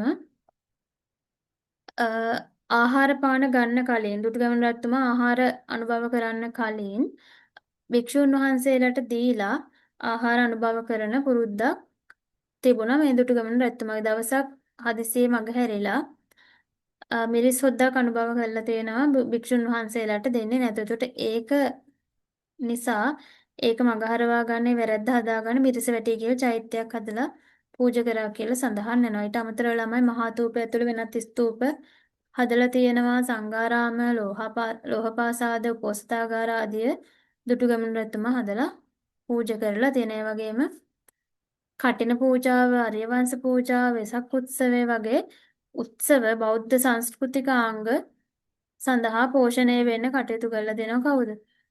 දුටුගැමුණු රජතුමා. ඒ වගේම වළගම්බා රජතුමා ගැන කතා කරද්දී තමන් පත් වෙලා තිබෙන දුෂ්කර අවස්ථාවේදී උපකාර කරා කවුද? කුපික්කල තිස්ස හිමියන් මහා විහාරවාසී කුපික්කල තිස්ස හිමියන් උදව් කරා. එතකොට ඒ අවස්ථාවේ අබේගිරි විහාරය හදලා කාටද පූජා කරන්නේ? කුපික්කල තිස්ස තෙරුන්ට පූජා කරනවා. ඊළඟට ඒ වගේම දිවයිනේ ගොඩාක් ප්‍රදේශවල ළමයි විහාරාරාම ඉදි කරලා බෞද්ධ සංස්කෘතියේ සංවර්ධනයට දායක වෙනවා කවුද? වළගම්බා රජතුමා. ඊට අමතරව මහසෙන් රජතුමා කියලා කියන්නේ අනුරාධපුර ජේතවනා විහාරයේ ඉදි කරලා සසුනට පූජා කරපු කෙනෙක් තමයි මහසෙන් රජතුමා කියලා. කෙන්තර භික්ෂුන් වහන්සේලා සඳහා වැඩ වාසය කරන්න දක්ෂිණගිරි විහාරය හදලා පූජා කරේ මේ මහසෙන් රජතුමාම තමයි.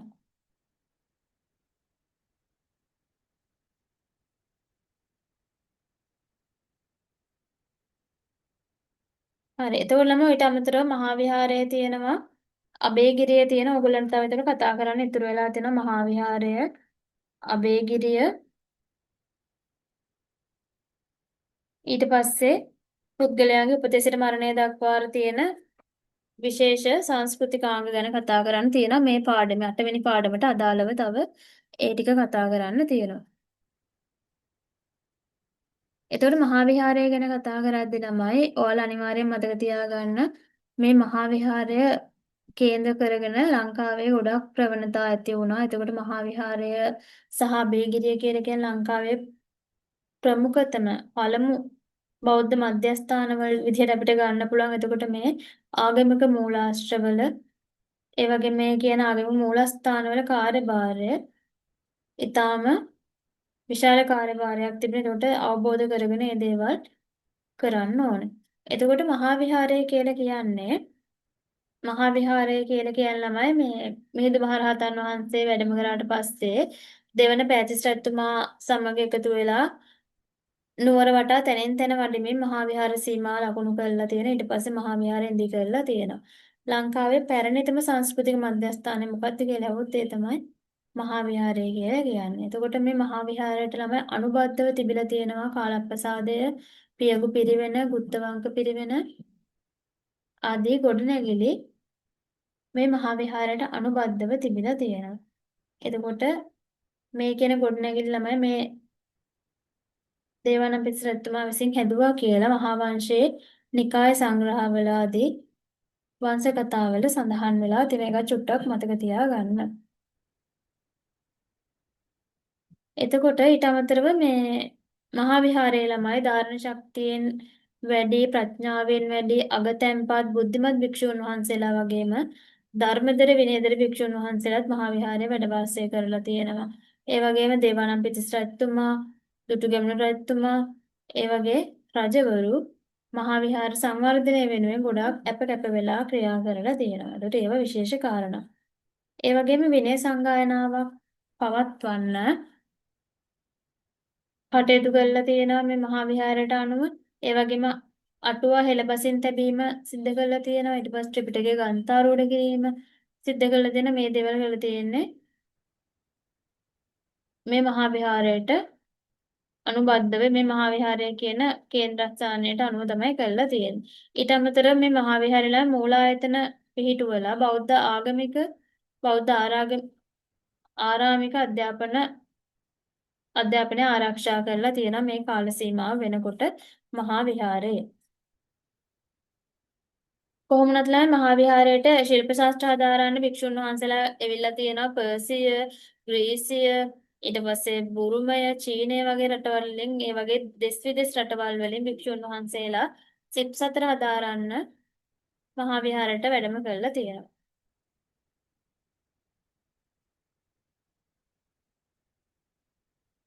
ඒ වගේම තමයි ළමයි මේ මහා විහාරය ගැන කතා කරද්දී ෆාහියන් හිමියන්ගේ වාර්තාවලට අනුව මහා විහාරයේ අනුදැනුමින් තමයි සංඝමිත්තා රහත් තෙරණින් වහන්සේ ලංකාවට වැඩම කළා තියෙන්නේ. ලංකාවට වැඩම කරද්දී 18 කුලයක කර්මාන්ත ශිල්පීනුත් එක්ක තමයි වැඩම කරලා තියෙන එකත් විශේෂ කාරණාවක්.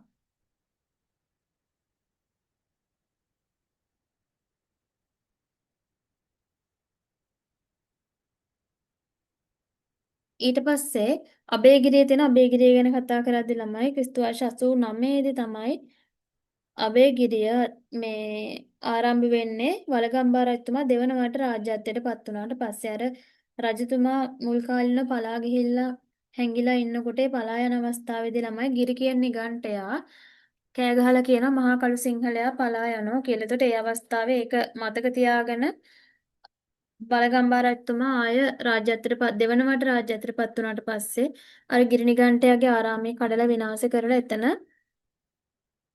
මොකද කරන්නේ?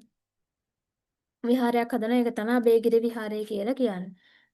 අ, එතකොට මේ අබේගිරි විහාරය ගැන කතා කරද්දී ළමයි අබේගිරි විහාරය තුල උද්ගත වෙච්ච ශාසනික ගැටලු තිබුණ ඒවා නිවැරදි කරා. එතකොට ගජබා රජතුමා කියලා කියන්නේ මේ අබේගිරි විහාරයට උපකාර කරපු කෙනෙක්. අබේගිරි විහාරයේ ප්‍රයෝජනය සඳහා ගාමිණී තිස්ස ජලාශය හදනවා කවුද? ගජබා රජතුමා MCQ වලට අහන්න පුළුවන්. ඒ වගේම කනිට්ට තිස්ස රජතුමා ඉන්නවා අබේගිරි වාසීන් මහා නාග තෙරුන්ට රත්න ප්‍රාසාද මන්දිරය හදලා පිළිගන්වනවා. ඒ වගේම ළමයි සිරිමෙවන් රජතුමා අබේගිරිය විශාල කරලා හදනවා. ඒ වගේම බෝධි දාමය පිහිටුවීමද සිද්ධ කරනවා. ඒකට ඒකත් විශේෂ කාරණාවක්. ඊළඟට විදේශීය උගතුන් පිළිගැනීම මූලායතන මගින් රට පුරා ව්‍යාප්ත කළ බව නව දාර්ශනික සංකල්ප පිළිගැනීම ආදී නව ගමන් මගකට යොමු වුණා. ඒ කියන්නේ අබේගිරිය විවිධ විදේශීය උගතුන් ඇවිල්ලා ඉගෙන ගන්නවා අබේගිරිය. එතකොට මූලායතනයක් විදිහට තමයි පවත්වගෙන යන්නේ. ගොඩාක් ලංකාවේ ප්‍රචලිත වෙලා තිබුණ මේ අබේගිරිය කියන අධ්‍යාපනික ආයතන. එතකොට මේ අබේගිරිය ළමයි අන්තර්ජාතික බෞද්ධ මධ්‍යස්ථානයක් විදිහට තෝරා ගන්න පුළුවන් ෆාහියන් හිමියන්ගේ වාර්තාවලට අනුව. කොහොම වුණත් මේ කාල සීමාව වෙනකොට අබේගිරිය මගින් ළමයි විවිධ පුද පූජා, පෙරහැර, පින්කම් ආදී ගොඩාක් දේවල් සංවිධානය වෙලා තිබුණා අබේගිරියට අනුබද්ධව. ඒතර ඔය කියන කාරණා ටික මතක තියාගන්න. අබේගිරිය ගැන අපෙන් ප්‍රශ්නයක් අහුවොත් එහෙම අපිට උත්තර ලියන්න ඔය කියන කාරණා ටික මතක තියාගත්තාම ඇති.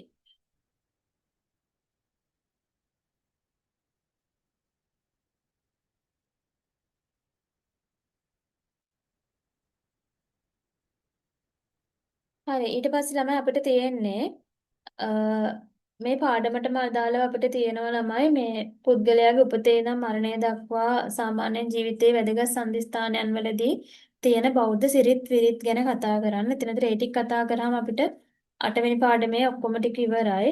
ඊට පස්සේ 9 10 පාඩම් දෙක විතරයි තියෙන්නේ. අපි 8 වෙනි පාඩම ඉවර කරලා එමු. ඊට පස්සේ 9 10 පාඩම් දෙක ළමයි අපි හෙට සාකච්ඡා කරමු.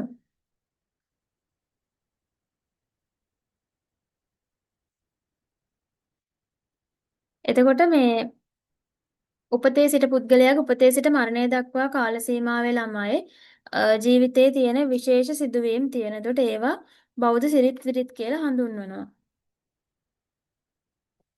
එතකොට මේ බෞද්ධ සිරිත් විරිත් ගැන කතා කරද්දී ඔයාලා අනිවාර්යෙන් මතක තියාගන්න සිරිත් කියලා කියන්නේ කළ යුතු දේවල්, විරිත් කියලා කියන්නේ බැහැර කළ යුතු දේවල්. එතකොට කළ යුතු දේ කරමින් යහපත් හැසිරීම වල නිරත වෙනවා නම් ඒක සිරිත් කියලා හඳුන්වනවා. වැරදි හැසිරීම වලින් බැහැර වෙලා නොකළ යුතු දේ නොකර ඉන්නවා නම් ඒක විරිත් කියලා හඳුන්වන MCQ වලට අහන්නත් පුළුවන්. එතකොට මේ සිරිත් විරිත් ගැන කතා කරද්දී ළමයි සතුන්ට මෛත්‍රී කරුණාව දක්වන එක, අන්සතු දේවල් හොරෙන් ගන්න නැතුව ඉන්න එක, ඊට පස්සේ කාමීත්‍යාචාරයෙන් වළකින එක, ශිෂ්ට සම්පන්න විදිහට අඹසැමි සම්බන්ධතා පවත්වන එක. එතකොට ඒවා හොඳ දේවල්. ඒ වගේම සත්‍ය වචන කතා කරන එක, මද්යසාර භාවිතයෙන් තොර වෙන එක ඕවා හොඳ දේවල්. ඒව ලංකාවේ ගොඩක් දුරට ක්‍රියාත්මක වෙන දේවල්. ඒ දේවල් ක්‍රියාත්මක වෙන්නේ මොනවා නිසාද? අර මහින්දාගමනයෙන් පස්සේ ලංකාවට බුද්ධහම ආවට පස්සේ ඒ ඇති වෙච්ච දේවල් එක්ක තමයි බුද්ධහමේ ආభాසය ආපු නිසා තමයි එහෙම සිද්ධ වෙලා තියෙන්නේ. එතකොට තව විශේෂ කාරණාවක් තමයි මේ උපතේ ඉඳන් මරණය දක්වා කතා කරද්දී ළමයි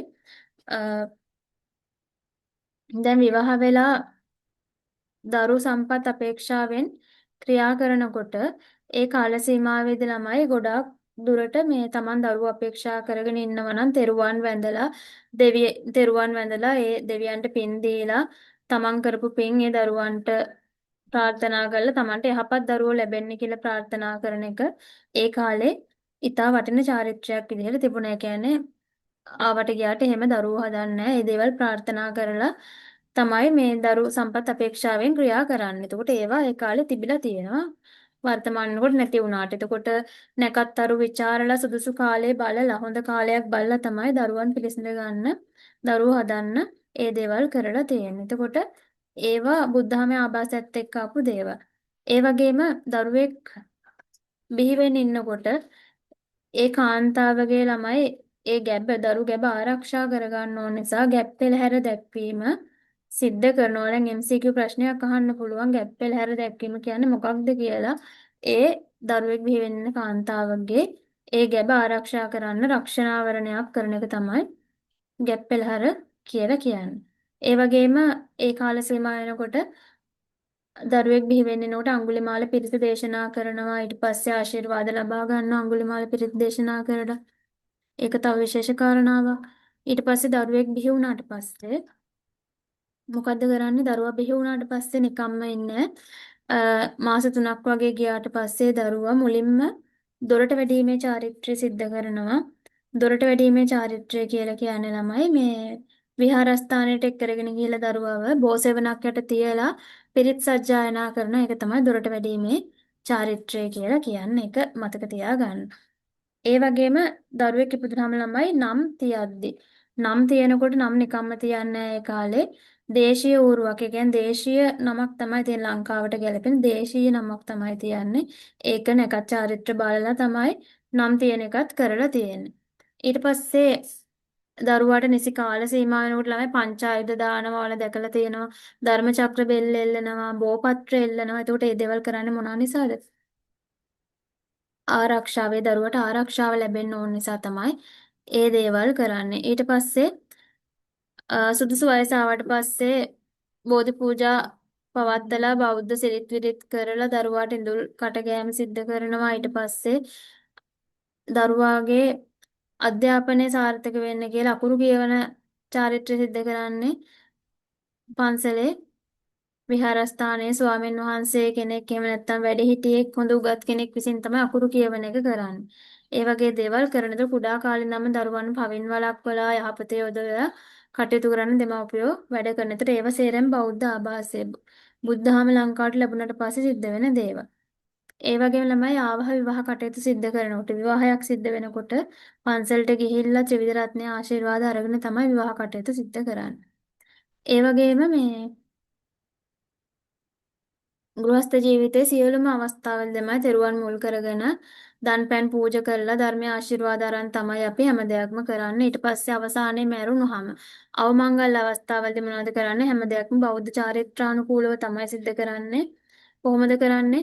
භික්ෂුන් වහන්සේලා වැඩම කරවලා මතක වස්ත්‍ර පූජා කරනවා, අනිත්‍ය ප්‍රතිසංයුක්ත ධර්ම ශ්‍රවණය කරනවා, පැන් වඩන ওই දේවල්, පින් අනුමෝදන් කරන ওই දේවල් බුද්ධහමත් එක්ක ආපු දේවල්. ඒ වගේම ප්‍රාප්ති දානමය පින්කම විදිහට 7 දවසෙන් දානයක් දෙනවා, 3 මාසෙන් දානයක් දෙනවා, වාර්ෂිකව දානයක් දෙනවා. ඒතර මේ දේවල් කරන්නේ බුද්ධාමේ ආభాසය ඇතුව. එතකොට ওই විදිහට තමයි පුද්ගලයාගේ උපතේ ඉඳන් මරණය දක්වා බුද්ධාමේ ආభాසය අරගෙන මිනිස්සු කටයුතු කරන දේවල්. ඊට පස්සේ ළමයි අපිට තියෙනවා ශාසන මාමකත්වය, දන් දීම, ආගන්තුක සත්කාර, වැඩිහිටියන්ට සැලකීම, පරෝපකාරය, අවිහිංසාව සහ ගිලානෝපස්ථානය කියන මාතෘකා ටික කතා කරන්න තියෙන. එතකොට ශාසන මාමකත්වය ගත්තාම ශාසන මාමකත්වය කියලා කියන්නේ ශාසන ලැබියාව. ඒ කියන්නේ බුද්ධ ශාසනය මගේ කියලා ඒ අරමුණේ බුද්ධ ශාසනය වෙනුවෙන් කටයුතු කරන එක තමයි ශාසන මාමකත්වය කියලා කියන්නේ. දුටුගැමුණු රජතුමා ළමයි කියනවා මාගේ මේ ව්‍යායාමය කිසි කලකත් රජසැප පිණිස නෙවෙයි සම්බුද්ධ ශාසනයේ චිරස්ථිතිය සඳහා කියලා. ඒ ශාසන මාමකත්වය. ඒ වගේම ඒ කාලේ හිටිය රජවරු ශාසන මාමකත්වයෙන් යුක්තව මොනවද කරන්නේ? භික්ෂුන් වහන්සේලාට සිව්පසින් උපස්ථාන කරනවා, ආරාම හදලා ප්‍රතිසංස්කරණය කළ දෙනවා, කටන පූජා පවත්වනවා, බෞද්ධ ආගමික උත්සව පවත්වන ඔය සේරම කරන්නේ ශාසන මාමකත්වයෙන් යුක්ත. එතකොට ශාසනය ගැන තියෙන ලැබියාව තමයි ශාසන මාමකත්වය කියලා කියන්නේ. ඒ වගේම දානය. දන් දෙන එක තියෙනවා. දානය කියලා කියන්නේ දානය ප්‍රධාන වශයෙන් ආමිස දානය, අභය දානය, ධර්ම දානය, පති දානය වගේ විවිධ ආකාරයෙන් දානය තියෙනවා. බෞද්ධ විදිහට අපි දානය දෙනවා. එතකොට පූජා බුද්ධියෙන් දන් දෙනවා, අනුග්‍රහ බුද්ධියෙන් දන් දෙනවා. මේ හැම දෙයක්ම කරන්නේ අපි බෞද්ධ ආගමික විදිහට. එතකොට සියලුම දානයන් අතර ධර්ම දානය උතුම් කියලා සඳහන් වෙන. ඒකත් මතක තියාගන්න. සියලුම දානයන් අතර උතුම්ම දානය තමයි ධර්ම දානය. ඊට පස්සේ තවත් තියෙන ළමයි බුද්ධාමත් එක්ක ආපු තව චාරිත්‍ර. අපි ආගන්තුක සත්කාර කරනද සිංහල බෞද්ධයන් විදිහට ආගන්තුක සත්කාර කියන්නේ වැදගත් සිරිතක්. දුර බැහැර නෑදෑයෙක් හිතවෙතෙක් කවුරු හරි ගෙදරට ආවට පස්සේ ගෙදර අයිතිකාරයා හරි ගෘහණිය හරි පෙරමගට ගිහිල්ලා වැඳලා පිළිගන්නවා. ඊට පස්සේ මොකද්ද කරන්නේ? ආගන්තුකයන්ට සත්කාර කරනවා, විවිධ ආචාර කරනවා, සමාචාර විදි. ඊට පස්සේ ඒන වෙලාවට කන්න බොන්න දීලා ඒ විදිහට පිළිගන්නවා. ඊට පස්සේ ඉන්න හිටින්න අවශ්‍ය නම් ඒ අවශ්‍යතාවන් ඉෂ්ට කරලා දෙනවා. ඒ දේවල් සිද්ධ කරලා ආගන්තුක සත්කාර කරනවා. කොහොම වුණත් මේ ආගන්තුක සත්කාර කරනවා කියන එක ළමයි ගොඩාක් සිංහල බෞද්ධයාගේ තියෙන ඉතා වැදගත් චාරිත්‍රයක් තමයි ආගන්තුක සත්කාර කිරීම. ඊට අමතරව වැඩිහිටියන්ට සැලකීම කියන එකත් බුද්ධාමය ආభాසය ලැබපු දෙයක්. ඒතර වැඩිහිටියන්ට සලකනවා කියන්නේ වැඩිහිටියන් දැක්කම උනස්නේ නැගිටින්න ඕන. වැඩිහිටියන් සාමාන්‍යයෙන් පහත ඉඳගෙන ඉන්නකොට දරුවන් පොඩි කට්ටිය උඩ ඉඳගෙන ඉන්නේ නැහැ. එතකොට ඒක වැරදි. ඒ වගේම ඇඳිලි බැඳ කතා කිරීම. ඒ කියන්නේ තමන්ගේ දෙමව්පියොත් එක්ක කතා කරද්දී අතපය හෙට මෙහෙට විසි කර කර එහෙම කතා කරන්නේ නැහැ. පිළිවෙලට කතා කරන්න ඕනේ. එකට එක කියාගෙන යන්න. කියන දේ අහනවා. කියන එකට එකට එක කියා යන්න. අභිවාදනයේ යෙදෙන්නේ නැහැ. එතකොට ඒවා මේ බුදුදහමත් එක්ක ආපු දේවල් තමයි වැඩිහිටියන්ට සැලකීම කියලත් කියන්නේ.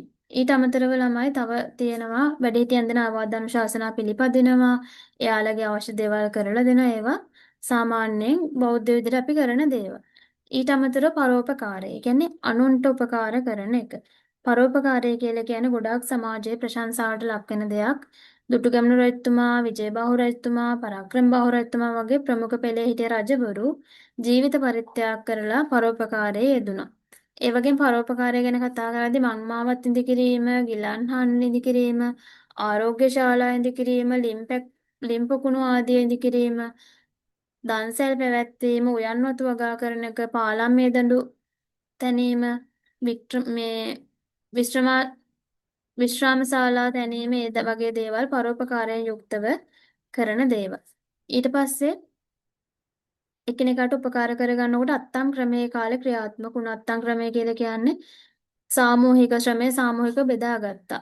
යම් කිසි තැනක වැඩක් තියෙනවා. එතනට වෙලා අනිත් කට්ටිය වැඩ කරලා දෙනවා. ඊට පස්සේ ඒ කට්ටිය ගිහලා අනිත් තැනට ගිහිල්ලා වැඩ කරලා දෙනතට ඒවා මතක තියාගන්න. ඊළඟට කුඩා සතෙකු වුවද මරණ එක බරපතල වැරැද්දක් කියලා අපි බෞද්ධ විදියට සලකනවා. එතකොට ඒවා අපිට ආවේ බෞද්ධාභාසය ඇතුව. එතකොට සතුන්ට හිරිහැර කරන්නේ පීඩා කරන්නේ හිංසා කරන්නේ මේ දේවල් වැරදි කියලා අපි තෝරා බේරාගෙන ඒවා කරන්නේ නැතු වෙන. එතකොට ඒවා බුද්ධ දහමත් එක්ක ආපු දේවල් අපිට.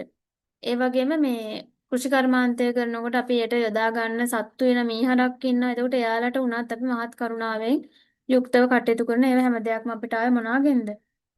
බුද්ධහමෙන් තමයි ආවිත අමතරව ගිලනුන්ට උපස්ථාන කිරීම. ගිලන් වෙච්ච කෙනෙක් ඉන්නවා නම් ඒගොල්ලන්ට අපි උපස්ථාන කරනවා. ඒවත් ආවේ බුදුදහමේ ආభాසයත් එක්ක තමයි අපිට මේ දේවලුත් ආවේ. එතකොට ওই කියන දේවල් ළමයි අපිට බලා ගන්න ඕනේ.